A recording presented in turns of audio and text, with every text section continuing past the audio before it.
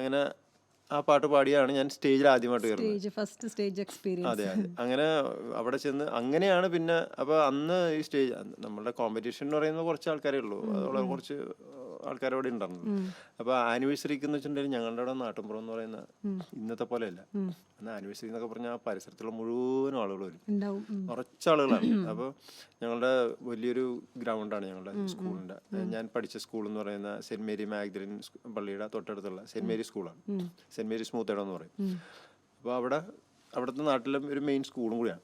അവിടുത്തെ ഉള്ളവൻ്റെയും ഇല്ലാത്തവൻ്റെ എല്ലാ മക്കളും പഠിക്കുന്ന സ്കൂളാണ്. അപ്പോൾ 1500 കുട്ടികളോളം ഉണ്ട് അവിടെ. ഇന്ന് അത്രയും കുട്ടികളൊന്നും ഇല്ല. അപ്പോൾ അവിടെ ആ പരിസരത്തുള്ള കുട്ടികളുടെ മുഴുവനും പാരൻസും അവരെല്ലാവരും ഉണ്ടാകും സ്റ്റേജിന്റെ പ്രോഗ്രാം കാണാൻ വേണ്ടി. അപ്പോൾ ഭയങ്കര ക്രൗഡാണ്. അപ്പോൾ ഞാനന്ന് പാടി കഴിഞ്ഞപ്പോഴാണ് ആൾക്കാർക്ക് മനസ്സിലായത് ഞാൻ പാട്ടുകാരനാണെന്നും പാട്ട് പാടും എന്നൊക്കെ. അപ്പോഴാണ് എനിക്ക് മനസ്സിലായത് ഞാൻ പാടിയാൽ വലിയ കുഴപ്പമില്ല, തെറ്റില്ല, ആൾക്കാർ സമ്മതിക്കുന്നുണ്ട്, പാട്ടുകാരനാണെന്ന് അംഗീകരിക്കുന്നുണ്ട് എന്ന് മനസ്സിലായത് അങ്ങനെ.